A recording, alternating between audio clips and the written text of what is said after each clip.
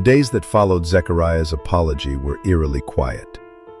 The bruises on Malaika's arms faded, but inside something deeper stayed sore, like an old wound refusing to heal. The house had returned to its polished perfection, clean tiles, golden drapes, the scent of new flowers. But that silence, it lingered like a blanket too heavy for comfort. Zechariah once again wore his gentleman mask. His voice was calm, his actions generous. He kissed cheeks in the village square, handed coins to children, and greeted elders with deep bows. A respectable man, a feared man. And then came a new chapter in the household. Christiana, his first wife, gave birth to a beautiful baby girl. The compound burst into celebration. Drums beat late into the night. Women danced in circles, and laughter rose like smoke from the cooking pots. Food flowed, strangers became friends, and for once it felt like something pure had visited this house. The three wives stood together, clothed in matching wrappers, smiling for the crowds. Christiana beamed as the mother of the newborn. That night, the house slept under a blanket of heavy silence. The moon hung above the compound, pale and distant, as if refusing to watch what was about to unfold. Malaika stirred in her sleep to a sound, soft at first, then sharper. A cry, then another, then a scream that pierced the night like a knife. She sat up instantly, heart pounding. It was coming from Magdalene's quarters. The cries were unmistakable, desperate, raw, human. Something was breaking. Not just glass, not just bones, but spirit. Malaika snatched the kerosene lamp from the table and lit it, her hands trembling. Her mother's words echoed faintly in her mind. Never turn away when someone is in pain. She stepped into the cold corridor, bare feet pressing against the clay floor. The air smelled of fear. From a distance she could hear Zechariah's voice, shouting, cruel, commanding, and Magdalene's voice, pleading, fading. Malaika took a step forward, the lamp shaking in her hand. But before she could move another inch, a firm hand caught her wrist. It was Christiana. Her face was cold, eyes swollen but steady. Without raising her voice, she said only this: "No one interferes when Zechariah is correcting his wives. Go back, or it will be worse for you than for her." Malaika froze. "But she began. But the look on Christiana's face silenced her. The first wife turned away, disappearing into the shadows of her doorway. The sound of a slap echoed across the courtyard, sharp and final. Malaika stood there for a long moment, lamp flickering in her trembling hands, torn between fear and compassion. Finally, she turned back toward her room. She knelt beside her bed. She whispered the only kind of resistance she had left: a prayer.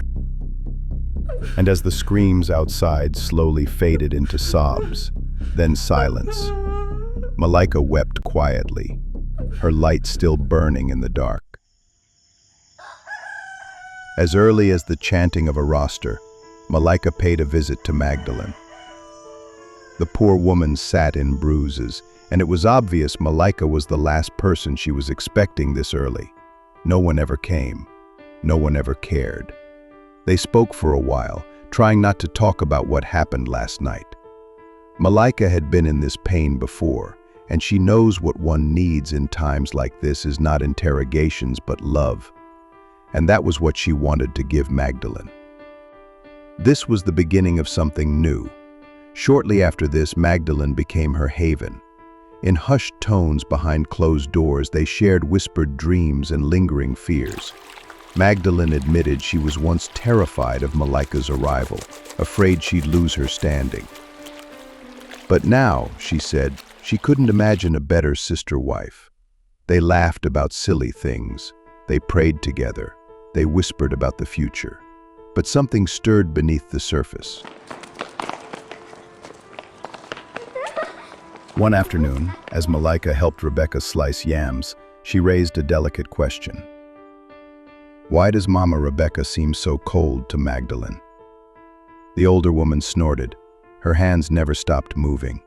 She explained that Magdalene's father was no ordinary man, a feared witch doctor in the next village, a man who had once stormed Zechariah's compound on his daughter's wedding day, threatening curses upon the household if any harm ever touched her. And besides, Rebecca added sharply, that girl carries her father's big head and bad blood. Every time I look at her, all I see is a flying broom. Malaika laughed politely, but she felt the unease rise in her chest. Rebecca's words were not light-hearted. They were laced with something darker, something that hinted at ancient grudges and buried truths. Weeks passed and everything looked perfect. The wives coordinated meals. Children ran through the compound like streams of joy. Zechariah alternated his nights between the three homes like clockwork. No favoritism, no drama. From the outside, this was an ideal polygamous home. Prosperous, peaceful, blessed. But beneath the surface, shadows stirred. Malaika had grown used to smiling even when she felt nothing. Used to hearing laughter and wondering if it was hiding screams. Used to the feeling that something was coming.